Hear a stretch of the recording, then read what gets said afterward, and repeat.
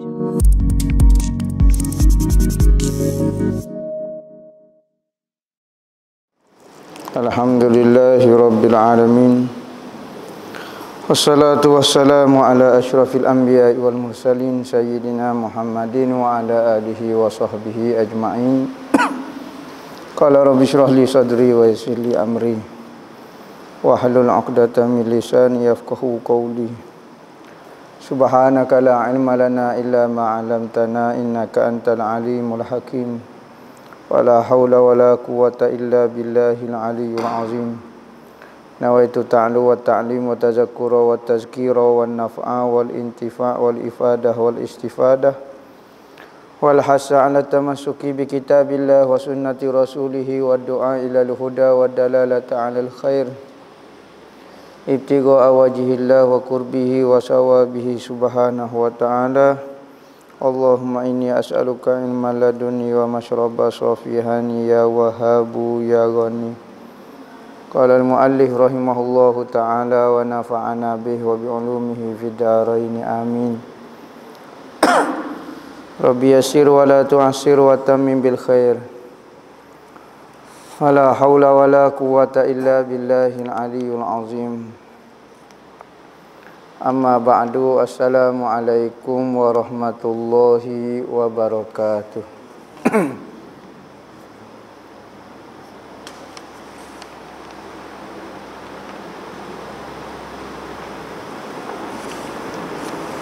Katanya pengarang rahimahullahu ta'ala,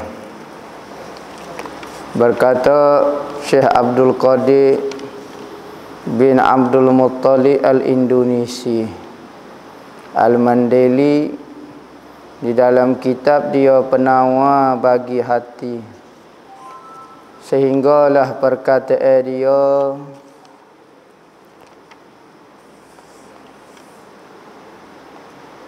Bismillahirrahmanirrahim. Segala puji bagi Allah Ta'ala, Tuhan yang menjadikan ia. Baca don. Sekat mana?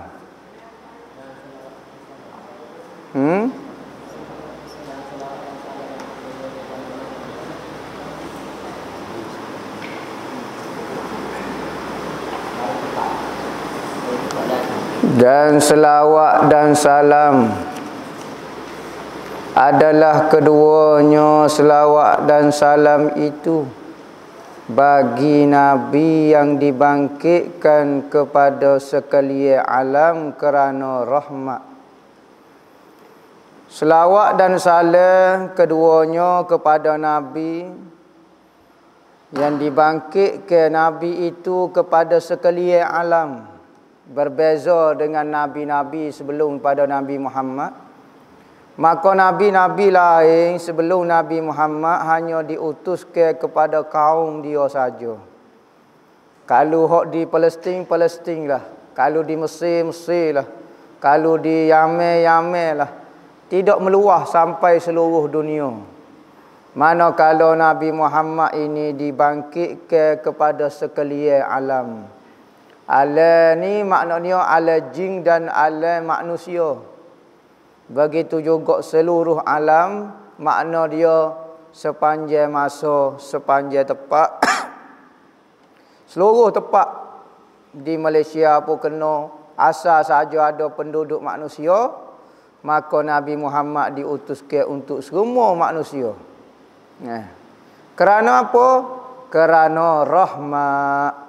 Sebagai tanda kasih sayang Allah Ta'ala kepada makhluk, maka Allah Ta'ala mengutuskan seorang Nabi yang dengan sebab dia, asbab dia, maka manusia mendapat hidayah dan dapat kenal pencipta dia, maka dapatlah ia kembali kepada negeri asal dia, yakni tempat tinggal datuk dia dulu, Nabi Allah Adam alaihi salam dan Siti Hawa, yakni syurga Allah Ta'ala. Jika ia tidak kenal Allah Ta'ala, dia tidak tahu mengenai agama yang sebenar, maka dia akan tak boleh kembali kepada syurga, tetapi kembali kepada neraka. Nyanyolah dia. Maka sebagai tanda saya Tuhan, Allah Ta'ala utus ke Nabi Muhammad untuk serata manusia. Yang bersabda ia, Nabi bersabda, bahawasanya Allah Ta'ala tiada menilai ia Allah kepada rupa paras kamu. Mu comel, mu duh, mu gini, maka Tuhan tidak tengok. Kenapa Tuhan tidak tengok? Maksud tengok ini tidak nilai. Kenapa Tuhan tidak nilai? Kerana itu adalah hasil ciptaan dia. Bukan ciptaan kita dan usaha seseorang itu. Mana kalau rupa bentuk parah ini merupakan kejadian Tuhan. Maka kejadian aku tidak perlu nilai. Kerana comel ni rezeki. Kerana tak comel ni merupakan ujian. Kadang-kadang comel menjadi ujian. Maka bentuk rupa parah ni aku je buat. Orang muka comel tidak menambah pahala. Orang muka huduh tidak menambah dosa. Maka benda itu tidak ada nilai di sisi Tuhan kerana itu cipta aku yang buat.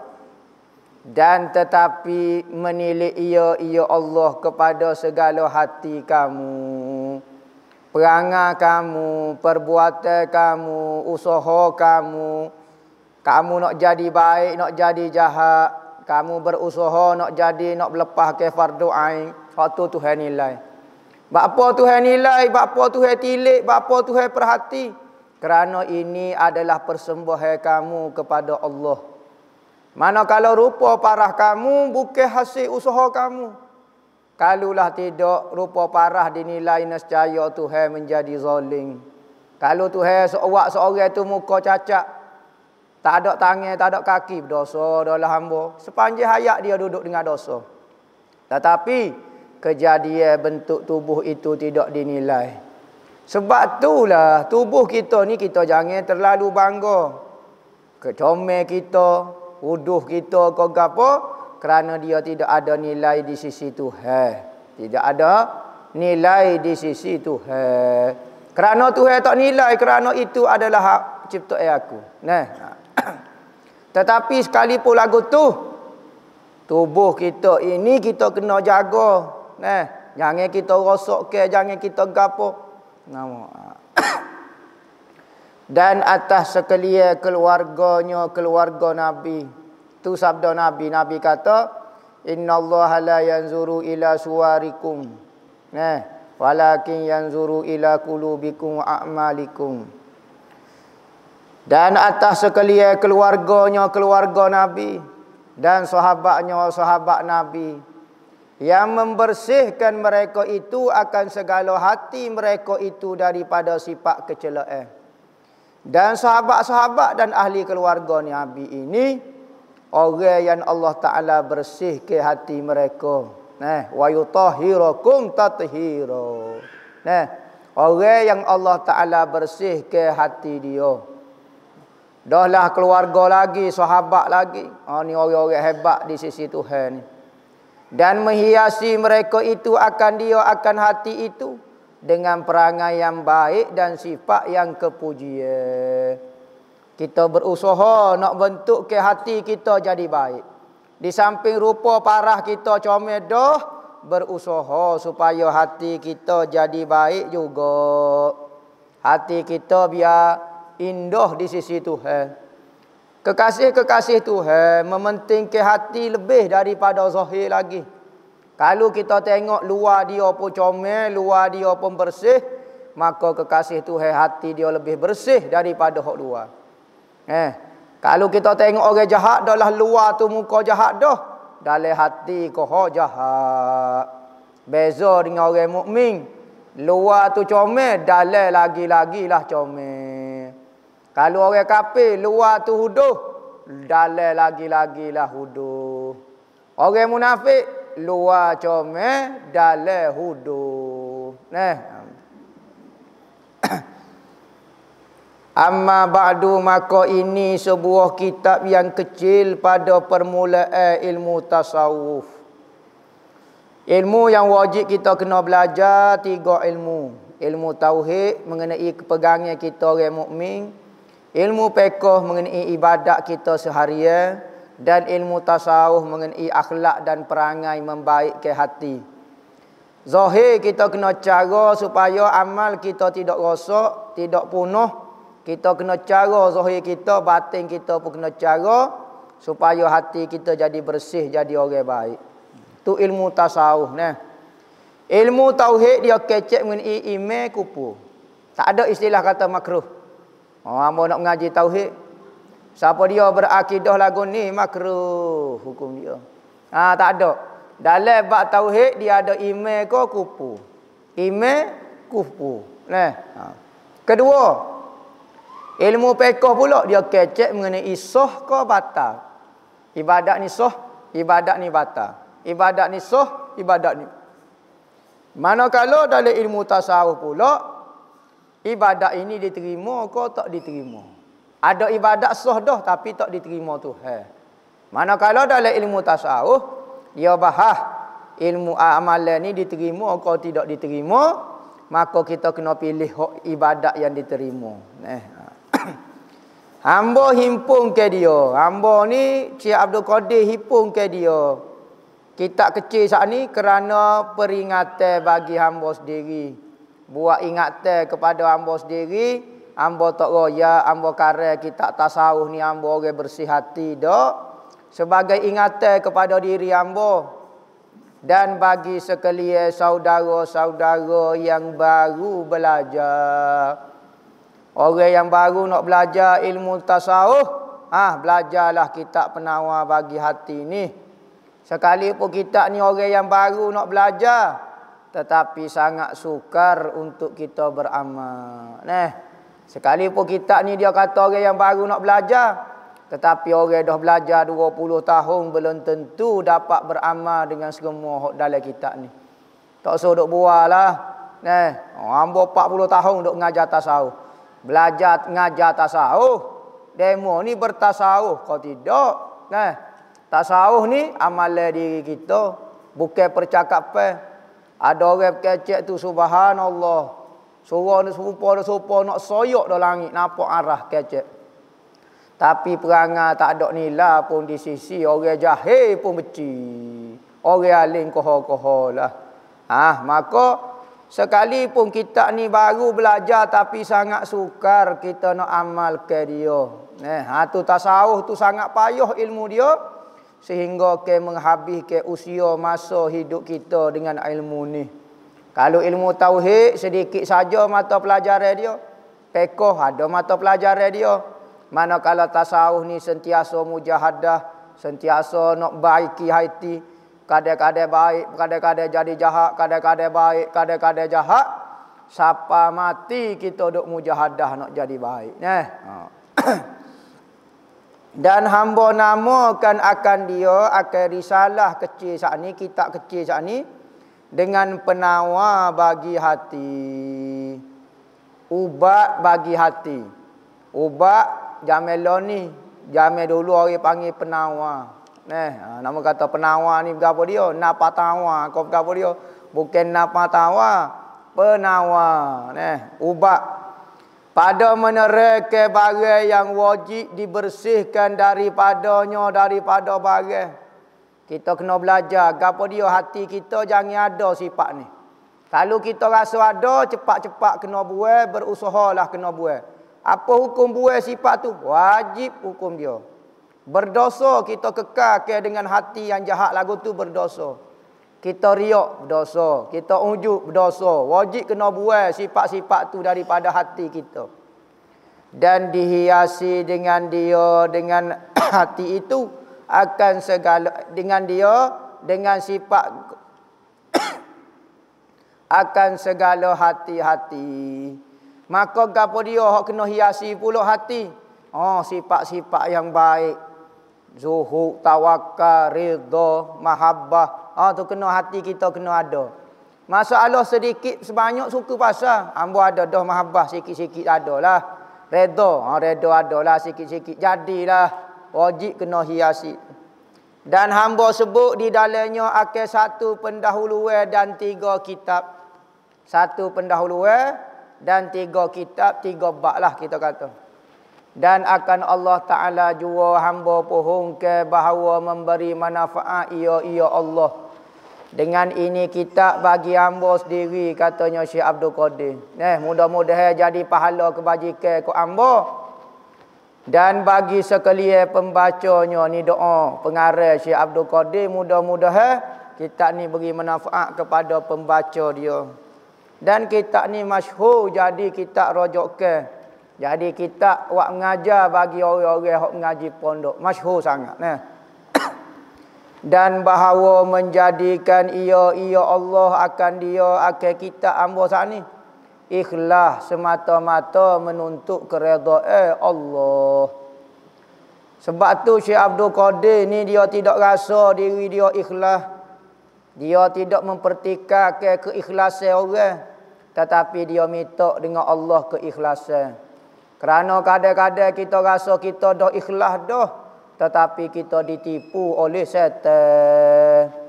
Lagu mana antara orang ikhlas ditipu syaitan? Kita rasa kita ikhlas, kita tengok orang duk beramal di hadapan kita tu tak ikhlas belako. Tipu syaitan dah tu. Kita tahu kodok dalam hati perut pedas dia, tak tahu, tapi hamba rasa nampak supaya tak ikhlas ya. Maka jadinya tipu syaitan. Lepas tu dia mau tahu kau dia mau ikhlas. Hamba ikhlas. Dia mau tahu mana takut dia mau tak ikhlas. Rasa ikhlas tu tak ikhlas dah.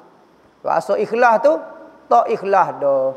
Sebab itulah dalam kitab-kitab tasawuf kata, hendaklah kamu minta tolong ketika beramal dengan ikhlas.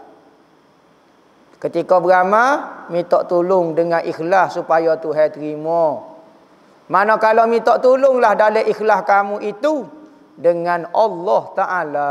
Dengan tidak ada daya dan kekuatan kecuali Allah. Berarti, kalau kita rasa kita ikhlas, ikhlas kita tak jadi lagi. Amal kita perlu kepada ikhlas. Ikhlas kita perlu kepada Tuhan. Maka kalau kita rasa kita ikhlas, maka ikhlas kita tak jadi lagi. Sebab itulah ikhlas katanya ulama tasawuf. Ikhlas itu merupakan rahsia yang mana rahsia ni Allah Ta'ala sembunyikan. Allah Ta'ala letak kepada hati orang yang Allah Ta'ala pilih. Kerana ia merupakan rahsia Allah Subhanahu Wa Ta'ala. Lagu mana gak ikhlas ni rahsia-rahsia?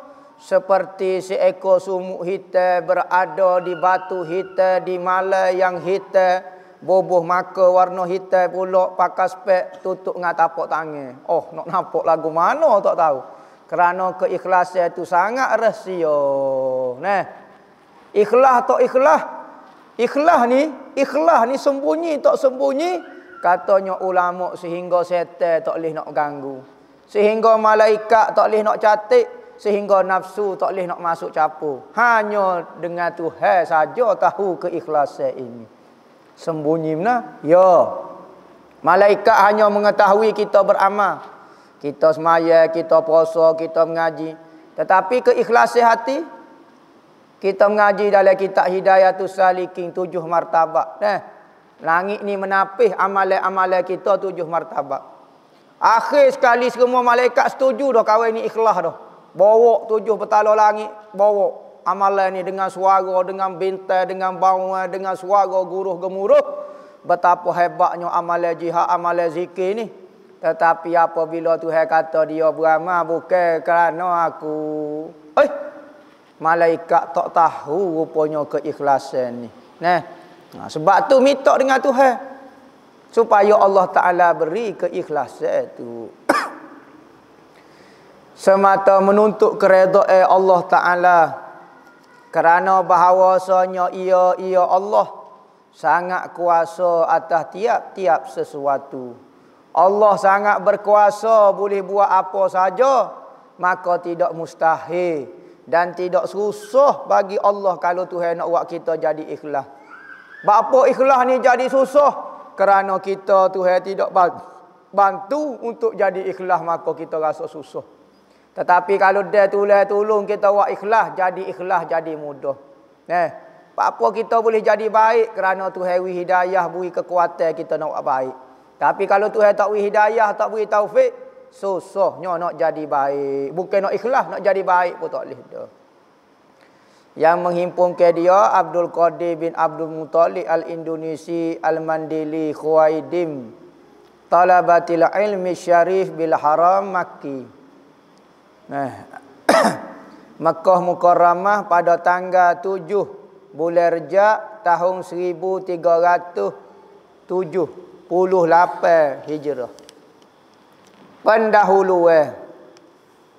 Ketahui olehmu bahawasanya ilmu tasawuf itu pengetahuan. Ilmu tasawuf pengetahuan yang diketahui dengan dia. Dengan pengetahuan ini akan segala kelakuan hati. Segala sifat-sifat hati, segala martabat hati, segala tabiat hati, sama ada tabiat yang jahat, tabiat yang buruk, maka dibahas di dalam ilmu tasawuf.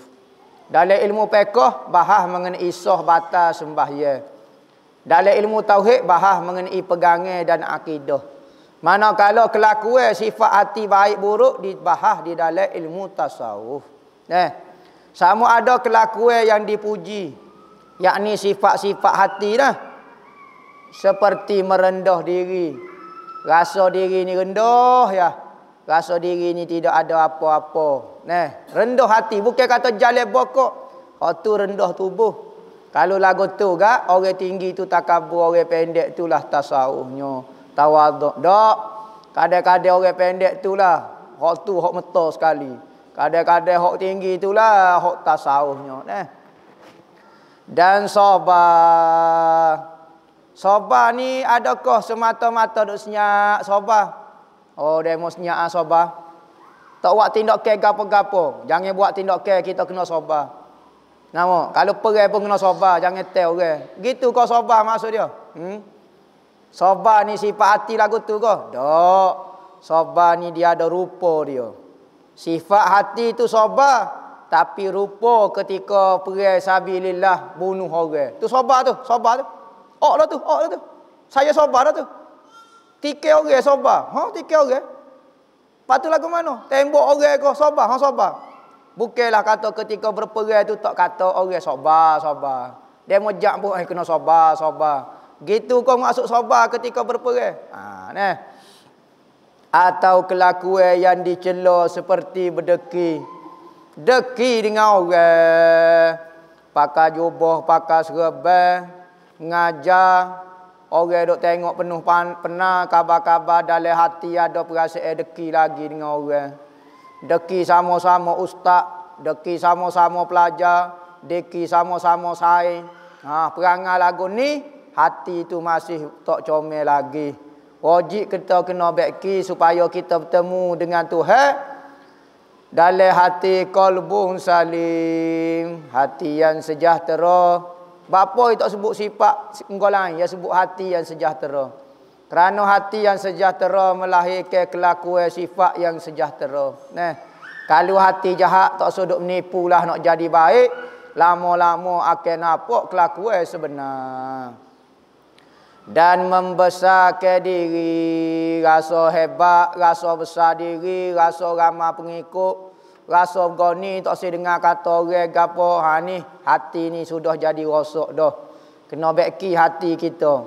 Siapa-siapa kau kita tak semestinya kita dah bersih hati. Guru mujahadah dia dengan cara seorang guru. Seorang pelajar mujahadah dia sebagai seorang pelajar. Seorang suami mujahadah dia sebagai seorang suami. Dia kena mujahadah biar hati dia jadi baik. Seorang isteri kena mujahadah biar hati dia jadi baik. Saling-saling bermujahadah. Bukan saling-saling berbaloh. Hak ni baloh ngok ni, hak ni baloh ngok ni.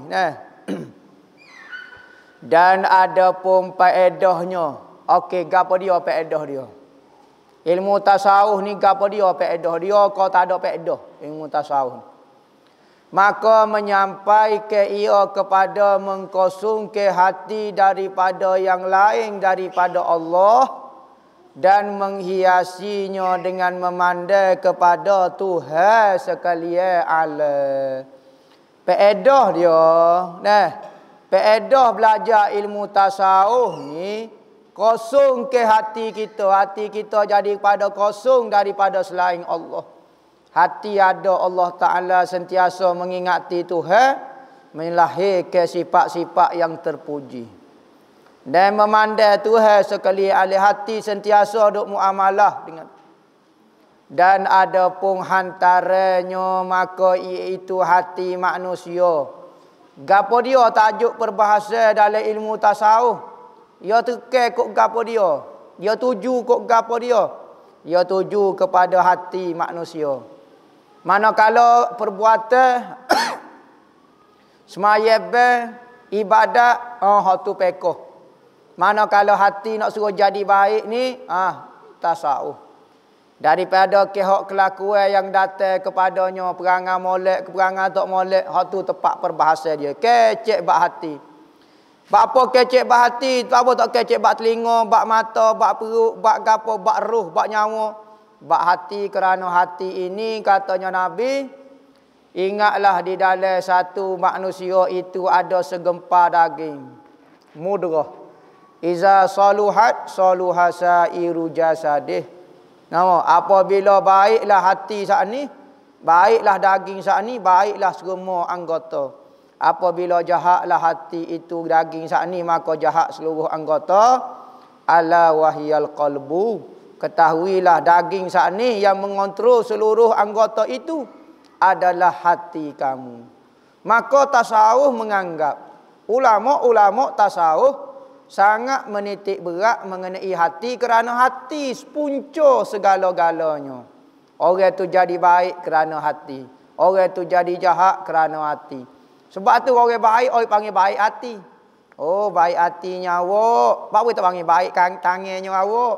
Baik kaki kau, baik nyepak kau, tak ada. Dia baik hati. Maka kerana hati yang kontrol semuanya. Di dalam kitab Ihya Ulumuddin, ada satu bab ajaibul qalbi, keajaiban hati. Imam Ghazali kata hati ni ajaib-ajaib, dia sebenarnya semua. Kalau baik dia, baiklah. Sebab tu tasawuf begitu menitik berat ke hati. Deh. Tu ilmu tasawuf. Ilmu fiqh lain pula. Ilmu tasawuf lain pula. Jangan campur bab fiqh dengan tasawuf. Kok fiqh, kok tasawuf. Dan ada pun hukumnya, hukum belajar ilmu tasawuf, ilmu buat hati jadi baik, buat sifat jahat, fardu ain. Hukum dia wajib secara individu. Ain ni setiap individu, setiap ain orang. Maka setiap orang jangan cara ke orang lain. Lo ni kita duk cara ke hati kita lagu mana dengan Tuhan. Hati kita bersih ke? Hati kita pemarah ke? Hati kita gini ke? Kita duk cara ke diri kita, tak sudut tunjuk ke diri orang. Ni mengaji tasawuf. Oh, jodoh. Bahasa kakak ni, kat rumah hamba ada perangai lagu ni. Dia bersih semacam. Dia tasawuf semacam. Dia wali semacam. Dia tak salah semacam. Orang lain semacam mengaji. Jadi ngaji tasawuf ni jangan hitau ke. Tengok diri kita. Kita ni ngajar, kita tengok dengan diri kita. Kalau ada, ya Allah aku ada ni benda ni. Kena buat ni. Kita pun mujahadah buat. Maka barulah ada faedah ngaji tasawuf. Kalau ngaji tasawuf nak kata kat orang, ngaji tasawuf nak beki orang, tak ada faedah ngaji tasawuf. Yang ngaji tasawuf ni kita nak tengok diri kita, beki diri kita. Tak ada manfaat kita tahu keaiban orang. Aib orang, jahat orang, tahu faedah ke apa dia. Bahkan menambah jahat seka kita pula dengan orang. Sebab tu ulama kata jangan cari aib orang. Tetapi kalau kita tahu aib kita, kelemahan diri kita, maka kita akan baiki diri kita. Ada kelebihan kita tahu aib kita, tak ada kelebihan kita tahu aib orang. Atas tiap-tiap yang berakal lagi sampai umur, orang yang tidak gila, kalau gila ikut dia lah. Tapi kita nampak orang gila pula tasawuf. Tak ada perasaan orang duk kata ke dia, orang duk hina dia, orang hamba dia. Tak ada marah dia, lari dia. Tak ada perasaan orang hina, orang pekor batu, orang bergelar ke dia, senyap dia. Sebab itulah sampai sekarang tak ada kes coronavirus orang gila. Sebab apa orang gila tak kena corona? Sebab hati dia bersih. Orang sakiti dia tidak menyakiti. Orang kata dia tidak mengata orang. Maka dia hidup dalam keadaan tenang. Kita ni banyak penyakit, banyak respon sangat kepada suasana luar. Maka coronavirus boleh masuk kita. Orang gila mana boleh masuk? Kita cutera tidur bawah retak. Sehari ya. Nyamuk nyogap esok demam corona lalu. Orang gila 30 tahun duduk bawah retak. Tidur tepi sungai gitu ya. Tak corona demam podok. Sesemua podok. Bahkan tubuh kata sihat afiat pula. Tu orang gila punya pukulan. Dan ada pun tempat ambilnya. Daripada mana sumber belajar ilmu tasawuf ini? Daripada Quran yang mulia. Ambil daripada panduan Al-Quran. Dan hadis Nabi SAW. Daripada hadis Nabi. Ambo tak pernah dengar pun Nabi sebut perkataan tasawuf dalam hadis. Bahasa kakak Wahabi dulu duk marah kok tasawuf. Tak ada dalam Quran perkataan tasawuf. Apa kata ambil pada Quran dan hadis tasawuf ni? Dia mau menipu. Mana hamba tak pernah jumpa dalam Bukhari perkataan tasawuf. Nabi kata hendaklah kamu belajar ilmu tasawuf. Betul ke tak dia kata? Betul. Tak ada sungguh perkataan tasawuf. Dia dalam Al-Quran tak ada, dalam hadis ada. Lepas tu ni kawan ni Syekh Abdul Qadir kata ambil daripada Quran dan hadis. Ambil ilmu tasawuf tu daripada Quran dan hadis. Perkataan boleh reka.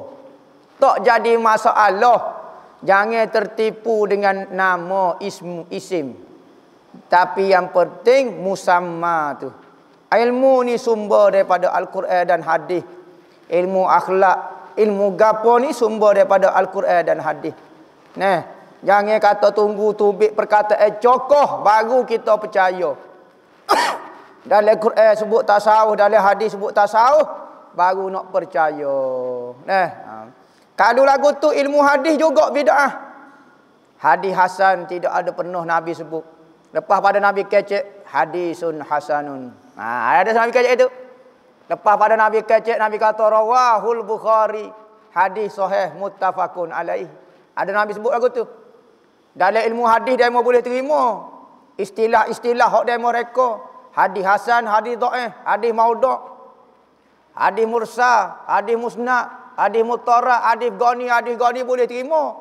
Istilah dalam ilmu orang lain tak saya terima. Hak ni dipanggil jahil murakkab.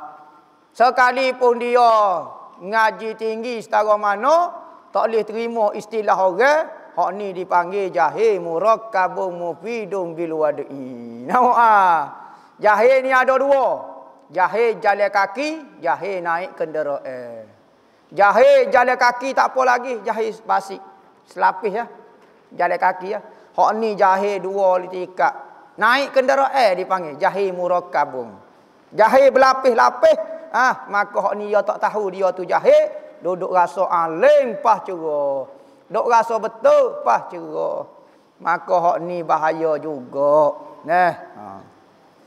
Jadi setiap ilmu ada istilah dia. Jangan campur aduk ilmu.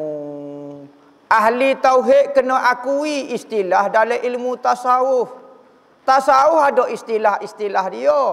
Begitu juga dalam tauhid ada jirim, ada jauhar, ada goni, ada gotu. Istilah-istilah dia. Tanjis, goni, suluhil qading. Istilah-istilah dalam ilmu tauhid. Apa dia mau boleh terima dalam ilmu tauhid, dalam tasawuf tak boleh terima. Mengaji dengan insaf, ngaji dengan hati yang boleh nak terima ke. Sekalipun dia mau minat hadis, nak minat tauhid pun jangan duk marah kok ilmu tasawuf. Dia juga ada disiplin ilmu dia. Ada pakar-pakar dia, ada tahap-tahap pengajian dia. Ada hak tasawuf rendah, tasawuf tengah, tasawuf tinggi. Hak ni nak jawab belaka, dia mau bahagia gapo, dia mau bidang gapo. Ambo bidang tauhid, jangan campur dengan dalam bidang istilah-istilah dalam tasawuf. Hak ni istilah tasawuf salah belaka. Sebab apa? Salah istilah tasawuf. Sebab tidak tepat dengan istilah tauhid pula. Lepas tu, kalau lagu tu kapir habis, orang mengaji balaghah lah. Nah, rumah itu dibuat oleh Zaid. Siapa dia kau pembuat rumah itu? Zaid. Bana Zaidun al-Baita. Zaid telah membina, mencipta rumah. Maka siapa dia pencipta? Zaid. Tauhid kata kapir, kata lagu tu. Habib capo wahu. Pak dalam ilmu nahu, pak dari sudut nahu, dari sudut lughah, bukan hakikinya tu. Maka jangan capo cerita. Orang lah ni ramat, bukan bidai dia, bukan cek dalam bidai dia, menyebabkan capo aduk habis tak tahu belaka. Nah, tasawuf ke cek cara disiplin ilmu tasawuf. Istilah-istilah dia, imam-imam dia, para orang-orang hebat dalam ilmu tasawuf. Ilmu Quran ke cek dalam bab Quran. Sebab tu dalam Bukhari orang tawak hujah, di dalam misalnya ilmu qiraat, orang tak ambil sanad Bukhari. Orang ambil dia ada email bab kan. Dalam hadis orang tak ambil hafsing. Sebab hafsing lemah dalam bab hadis. Orang tak ambil hujah. Dalam qiraat dia jadi hujah. Dalam ilmu nahwu, Imam Syafi'i orang tak pegang, orang pegang email dia pula. Maka ada disiplin ilmu dia. Ada email dia dah. Dan ada pun nama dia